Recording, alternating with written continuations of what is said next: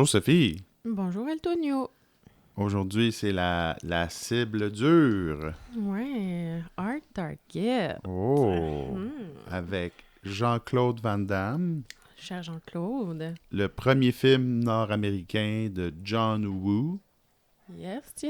Mais non le dernier. Non. Donc, Hard Target, 1993, Jean-Claude Van Damme, John Woo qui parle à peine anglais, fait son premier film. Il se fait garder par Sam Raimi. Sam Raimi, en backup. Ouais, c'est ça. C'est son supervisor parce que écoute, les producteurs avaient peur qu'il parle pas assez bien anglais, mais comme de fait, oui. Là. Donc, mettant en vedette le Bishop de Alien 2, le Imhotep de la momie et la fille avec des beaux yeux de la télésérie Witchblade. Donc, tout un film. C'est... On a un petit synopsis pour commencer. Donc, qu'est-ce qui se passe dans Hard Target? Ben, en fait, c'est notre chère Natasha, qui est Nancy Witchblade, là, la madame. Oui. Elle cherche son papa. Mm-hmm. Puis, elle a besoin de Jean-Claude, qui est Ben, en tout cas, qui connaît bien la ville pour l'aider dans sa mission de retrouver son père. Mm-hmm. Mais là, dans cette quête-là, on découvre bien vite que, dans le fond, il y a du monde qui font des chasses à l'homme organisées, puis que son père a été tué dans une de ces chasses à l'homme-là. Puis, bon, on essaie de Donc, justement, on a mettre fin eu à ça. notre scène d'intro. Donc, on a eu droit Ouais. à des guns de flèches, des lance-grenades, des motos qui explosent, un gars qui passe à travers un plancher. Et quoi d'autre aussi? Il y avait du monde en feu. Tous ces moyens-là contre un pauvre qui essaye de se rendre à une rivière. Exactement. C'est assez spectaculaire. Tu sais, Donc, comme il y a genre 20 gars armés jusqu'aux dents qui ont tous les moyens. Puis, ben, c'est ça, là, il joue vraiment avec le gars, là, parce qu'il aurait pu, comme l'abattre, j'imagine, beaucoup plus rapidement. Là, mais... En fond, en gros, le synopsis, c'est des gens riches qui vont à la chasse aux pauvres en Louisiane. Ouais. Et c'est ça. Et ils se mêlent des affaires de Jean-Claude Van Damme et ça ne finit pas très bien pour eux. Exact. Donc, je pense qu'il est important de savoir à propos de Hard Target, c'est que John Woo est un réalisateur de films de Hong Kong. Ouais. Donc, il a une esthétique très asiatique et là, il apporte cette esthétique-là asiatique au cinéma américain. Donc, quand on parle d'esthétique asiatique, on va parler de slow-mo à des mauvais moments. On va parler de pigeons. Des freeze aussi, c'est vrai. Des pigeons à droite puis à gauche. Ouais. Des montages douteux, mais toutefois spectaculaires de scènes de bataille. Mm-hmm. Et, de la musique à tout moment. Comment on fait pour savoir qu'on est en Louisiane? Il y a de la steel guitar qui joue non-fucking stop. Tout le temps. Puis notre protagoniste s'appelle Chance Boudreau. Oui, Chance. Chance Boudreau, interprété par Jean-Claude Van Damme. Et la raison pour laquelle ce film se passe en Louisiane... C'est principalement, oui, c'est ça, parce que Jean-Claude a trop un gros accent. Puis là, c'était pour justifier ça, ce fait-là. Parce que sinon, je pense que je me rappelle plus de où est-ce que c'était prévu au départ, mais c'était pas en Louisiane. Oui, c'est vrai. Quand même, là, tout un choix, une réorganisation de l'action, là. Mais quand même, j'imagine, tu sais, pour la scène finale aussi, tu sais, ça a ajouté quelque chose, qu'on soit en Louisiane, là, avec tout l'entrepôt. Oui, le carnaval, oui, c'est vrai. Oui, C'est... j'avoue que l'esthétique était au rendez-vous. Ouais. Moi, j'ai vraiment beaucoup aimé l'esthétique de ce film-là, qui était all over the place, les décors, que ce soit le vieux restaurant au début, le poste de police miteux, la Louisiane, le cimetière. Ils sont vraiment les location, comment on appelle ça, le monde qui cherche les oui, ben ceux-là, là. Ben, en tout cas, ils ont fait une Christie de belle job. C'est un bel job, ouais. C'est le fun aussi, tu sais, le super vilain avec sa maison, qui est vraiment, tu sais, le style avec la grande rangée d'arbres, tu sais, devant pour l'entrée. En tout cas, là, je sais pas, là, c'était très typique louisianais. Mais je pense que c'est ça, ce qui est vraiment le fun de ce film-là, c'est ça, c'est les méchants sont vraiment fucking méchants. Fucking hot. C'est vraiment les plus cool méchants depuis longtemps. Ouais. Malgré que, là, on va en parler plus tard, mais c'est des crises d'incompétence, sauf que au niveau esthétique, le reveal de la face de... C'est quoi le nom de l'acteur qui fait Imhotep? Imhotep, non, je l'ai pas noté son vrai nom. Je sais juste que c'est Imhotep. Mais le gars de la momie, là. Le gars de la momie, quand il se pointe, là, il y a le stinger orchestral avec un éclair, puis l'ombre, le jeu du bruit de tonnerre. Tu sais, quand ils mettent le paquet, c'est genre... Oui. Ces gars-là sont tout le temps en manteau, même s'ils sont en Louisiane, il fait 40 degrés, ils sont en jacket. Mais je sais pas si y a une petite saison fraîche en Louisiane, parce que il y avait l'air d'avoir comme plus une petite feuille dans les arbres. Puis, tu sais, c'était peut-être un peu plus frais qu'on peut penser. Je sais pas. Quoique, c'était... Ça dépend des scènes, parce que des fois, il y a Jean-Claude qui sue de tous ses muscles, bien brillant. Oui. Fait que, je sais pas. C'est Arnold Vosloo. OK. On va le nommer par son vrai nom, parce que sinon, ça va être mélangeant, là. Mm-hmm. Qui mange la scenery, là, comme on dit, là. Il est, dans toutes ses scènes, il est totalement... tu vois que c'est un gars qui trippe, puis il aime sa job. Il aime sa job, oui. Puis Lance Hendrick... oui, le méchant. L'autre monsieur plus riche. Lui aussi, c'est ça. Dans le fond, on a appris via les trivia de IMDb que le film aurait été supposé être vraiment plus focusé sur ces deux personnages-là, mais Jean-Claude Van Damme a décidé que c'était un film de Jean-Claude Van Damme. Ouais. Il a fait un carnage il a dit comme le monde, il paye pour me voir. Oui, c'est ça. Mais c'est malheureux parce que j'aurais aimé voir plus de ces deux les méchants étaient fucked up, là. Il y avait une belle chimie, une belle complicité, des beaux catchphrases à tous les 2 minutes. Fait que bref, c'est ça, on a une belle fille qui cherche son papa. Ouais. Son papa est mort. Son papa est mort avec une douzaine de balles dans les jambes, des trous de flèches. Ouais. Il a explosé. Mais la police dit que c'est un accident. Donc, elle demande l'aide de Jean-Claude Van Damme pour trouver les méchants qui ont fait ça. Exact. Et on apprend, c'est ça, que les méchants, dans le fond, se font payer 500 000 par des individus qui sont un peu fucked up, là, qui ont juste comme envie de savoir c'est quoi tuer. Puis les cibles parfaites, c'est des itinérants en Louisiane. Fait que, c'est ça. Là, tu sais, comme ils ont tout un petit réseau là, qui s'organise pour trouver les meilleurs itinérants à shotter. Puis ils disent aussi qu'ils cherchent des itinérants qui sont pas nécessairement, tu sais, comme les plus weak. Tu sais, ils veulent vraiment des vétérans de l'armée, c'est ça. Ils veulent un challenge, mais ils veulent du monde qui n'ont pas de famille. Ouais.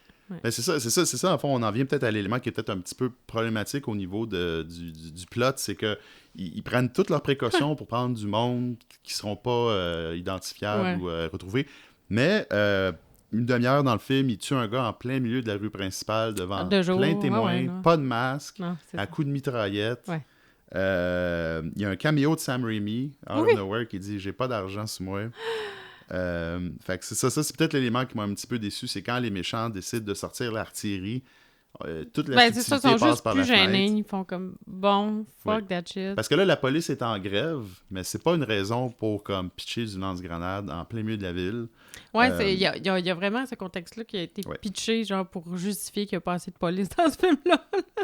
Il y a une madame, là, tu sais, il y a une madame qui les aide, puis c'est tout. Puis elle se fait tuer quand même vite. Elle se fait tuer par Arnold Vosloo. C'est ça. En plein jour, 11h du matin, en plein milieu de la rue.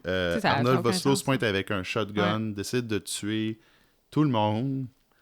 Puis il n'y a pas de police pour l'arrêter. Lui, il est là, puis il se fait tirer dessus, ça lui fait même pas mal. C'est fantastique. C'est vrai. Il y a beaucoup de monde, c'est ça. Il y a les bons clichés des films des années 90. Il y a du monde qui se font tirer dessus. Ça leur fait pas mal. Ouais. Il y a du monde qui meurt instantanément. Une balle, c'est fini. Un coup de pied de Jean-Claude, c'est fini.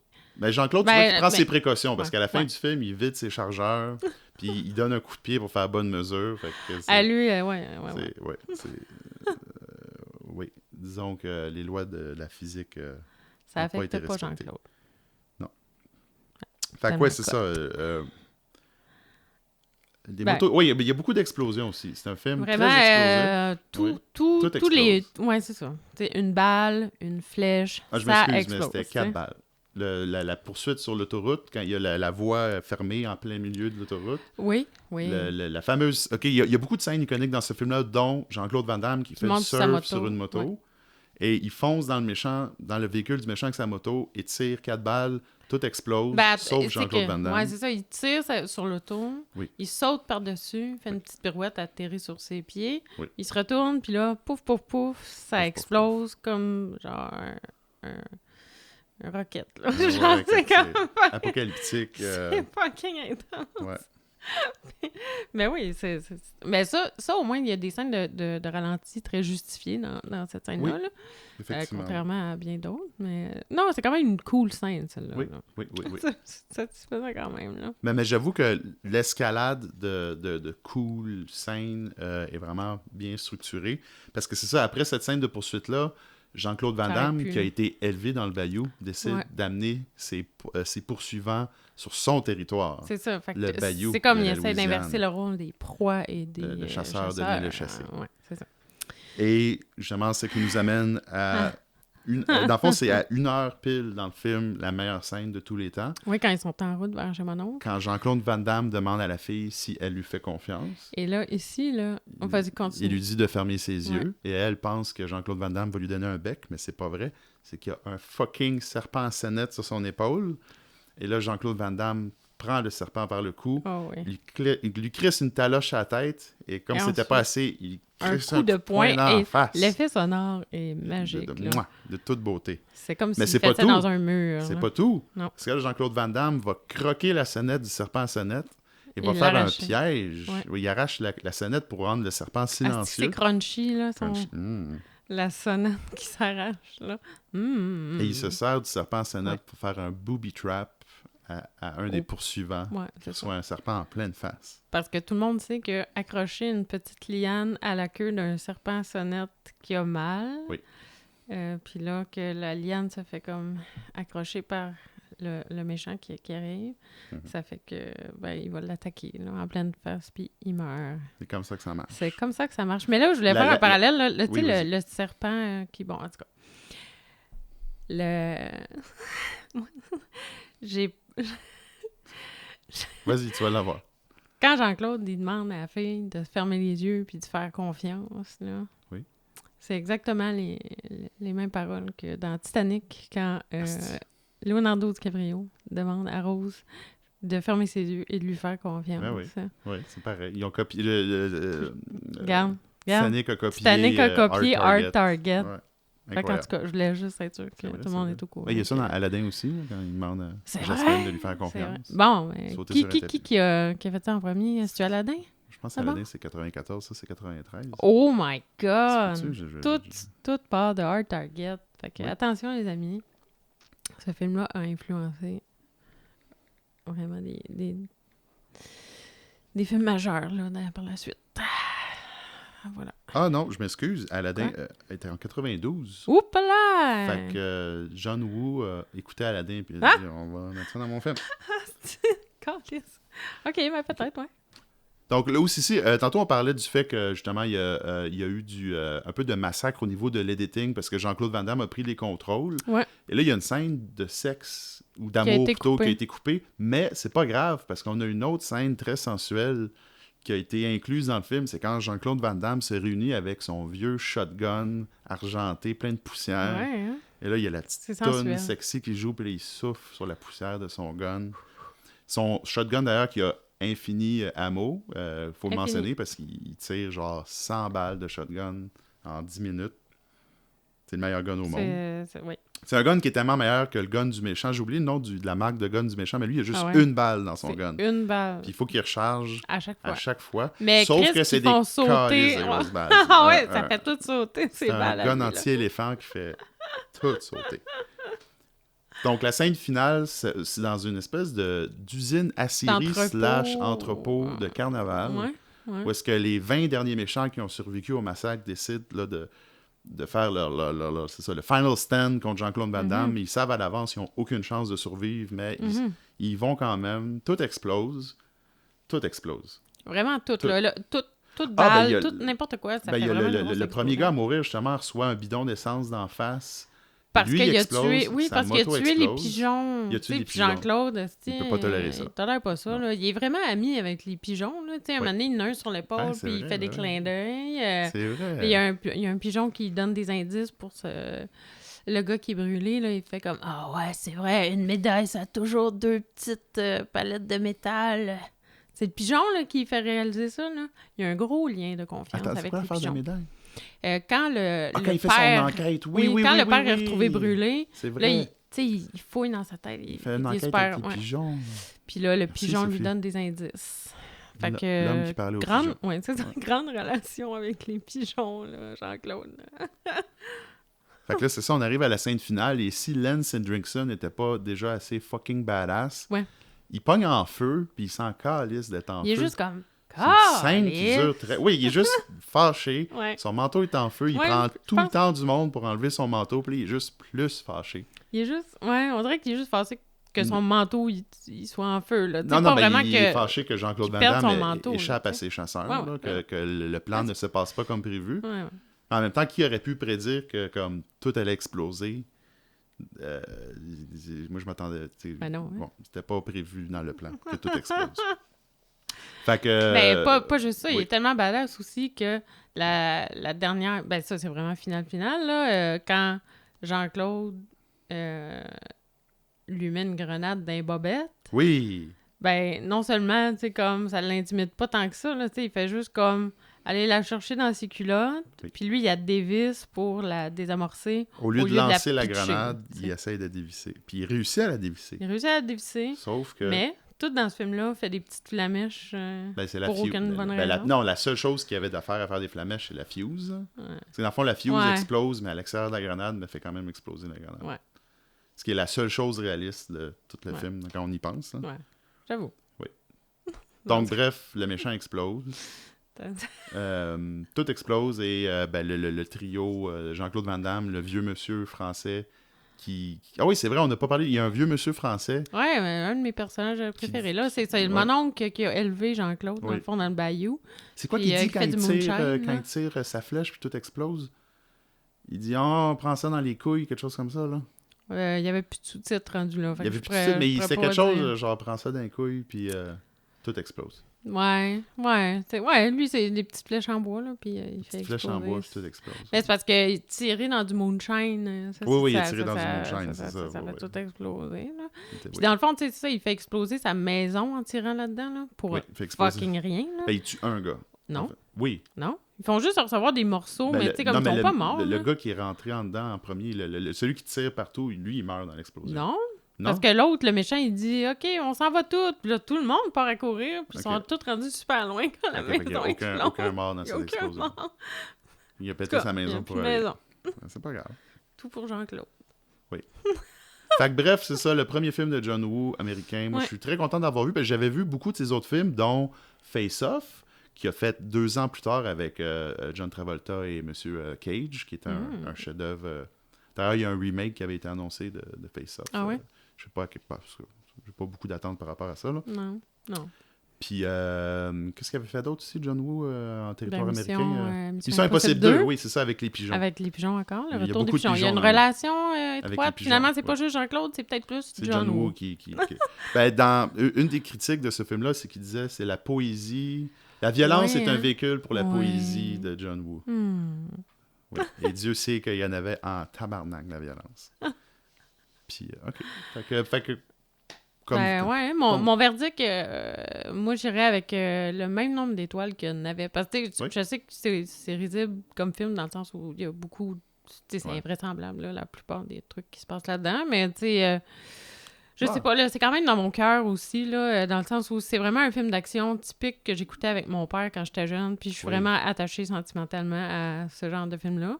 Fait que j'irais avec un 3,5 étoiles, 3,5 navets. Moi aussi. Parce que c'est ça, dans le fond, on dira ce qu'on veut contre la capacité d'acteur de Jean-Claude Van Damme, mais la capacité de film d'action de Jean-Claude Van Damme et de toutes les personnes qui étaient impliquées, et quand même, c'est de la qualité. Là. Parce que si on compare, c'est ça, justement, encore une fois, IMDb, il y avait Steven Seagal qui avait fait Under Siege l'année d'avant. Ça, c'est pas des scènes de bataille qui sont intéressantes. Oui, certaines sont... Jeune Steven Seagal, il y a des affaires, mais Steven Seagal a dégénéré très rapidement, tandis que Jean-Claude Van Damme s'est maintenu à une qualité de coup de pied d'en face. Les coups de pied d'en face de Jean-Claude Van Damme, on dira ce qu'on voudra... OK, il y a peut-être des cordes, whatever, mais il est quand même capable de donner des coups de pied d'en face, puis ça a l'air de faire mal pour de vrai. Le premier coup de pied d'en face, le gars en moto, là, mais non, le premier coup de pied, c'est quand il intercepte les violeurs potentiels. Oui, c'est ça. Puis là, il enlève son manteau, puis il montre qu'il y a une jambe. Moi, je pensais qu'elle allait avoir un gun. C'est juste sa jambe, mais c'est beaucoup plus dangereux. Check, man. C'est parce que j'ai une jambe. Je vais te donner un hostie de coup de pied. Ouais, ils défoncent vraiment leur tronche à ceux-là, là, les petits voyous du début. Tu sais, on sait que c'est fake, mais quand même, le pied connecte avec le visage. Puis mais j'avais lu quelque part qu'il y avait du monde quand même fréquemment fâché parce que Jean-Claude avait de la misère à retenir ses coups. Ah! Ben là, en même temps, en même temps, Jackie Chan, il s'était fait casser le nez par Jet Li, c'était un de ses premiers films. C'est ça que l'a mis ça à map, là, il s'est fait casser le nez. Ça fait partie des risques de ces films-là. Quand ta job, c'est d'avoir des points d'en face. Faut t'attendre d'en avoir des vrais. Yeah. All right. Bon, ben, merci beaucoup, Sophie. C'était une très belle... je suis heureux d'avoir vu ce film-là dans son entièreté. Puis j'espère voir d'autres films de Jean-Claude Van Damme avec toi. Yes. Peut-être le film où est-ce que Jean-Claude Van Damme se bat contre Jean-Claude Van Damme. Ou peut-être l'autre film que Jean-Claude Van Damme se bat contre Jean-Claude Van Damme. Jean-Claude Van Damme. Fait que, oui, c'est un beau projet. Oser le double 2 fois. Oser le double 2 fois. Ah, on pourrait faire un double feature. Oh shit. Oh shit. Oh oui, OK. OK, on fait ça. Bon, ben, merci de nous avoir écoutés, tout le monde. Abonnez-vous and subscribe. Like and subscribe. On est le Club des Navets. Et on est un podcast émergent québécois. On est des jeunes entrepreneurs. Ah oui. Et on veut faire ça de notre vie. On va tous les deux quitter nos jobs pour faire un podcast. C'est notre carrière. Notre carrière. Donc, bisous. Bisous. Yeah. Bye.